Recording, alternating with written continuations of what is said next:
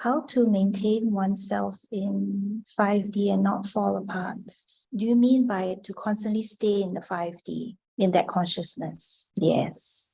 I think what everybody is going through now is we're having moments in the 5D and then we're coming back, right? But not just in the 5D, actually.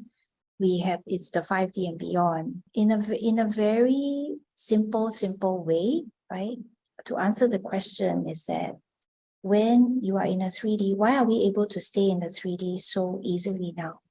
Why? Because we are constantly at a certain vibration, at a certain consciousness. So this vibration allows us to stay very comfortably in the 3D. We don't have to actually think too much or desire or make a wish or even make an intention, because we are this being, we are this vibration, we are resonating, vibrating with the 3D frequency. So in order to move up and to constantly stay in the 5D, you just need to be that same frequency all the time. If you want to be there all the time, then you just have to vibrate in that same frequency all the time, right? And what people generally speak about in the 5D, generally what they speak about is they say that in the 5D, it is a place of non-duality. It is a place of unconditional love. And I think, first of all, the concept of the 5D and what the 5D is all about, you have to truly resonate with it. As in, you got to go there from time to time. You got to go experience the 5D, right? Or whatever higher dimension it is. And that has to be real for you. You know, you have to feel it in the body. You have to say, I've actually experienced it. This dimension, the 5D or the 6D or the 7D is actually real for me. When it is real for you, your body and your cells and your muscles start to develop memory, right? It starts to develop memory. When it develops memory, it gets easier and easier to get into that vibration, to get into that frequency.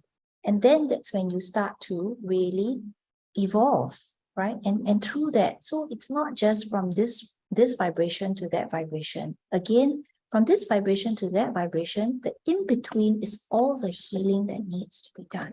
It's all the healing of the self, the healing of the emotions, the healing of the mind, and possibly the decluttering of the external, right? The decluttering of the external. It could be something that's material. It could be friends. It could be work. It could be all these things. Those are part of the healing process. I think it's important now, as we are more matured, spiritually more matured, or spiritually we are maturing, okay? We don't want to take things that people tell us, just take it on. We want to actually really experience it. So if somebody says the 5D is a great frequency, is a great place to be, first of all, you need to ask yourself, really, is that really where I want to be? Have I really experienced it? Did all those people out there lie to me? Are they sure of what they're thinking? Are they sure of what they're experiencing, what they have experienced? Because if it's not real for you, it's very hard to go there, isn't it? It's not real. You've actually not experienced it. You basically only heard or read something that someone said. It's like this, but I don't know if it's really like this, right? So the moment you experience it many, many times, for real, for sure, and it's not part of a belief that somebody has programmed or embedded in you, that becomes more and more of your reality. And in order for that to become more of your reality, you have got to vibrate to that, right? Just like how you're vibrating to the 3D. The concept is the same thing.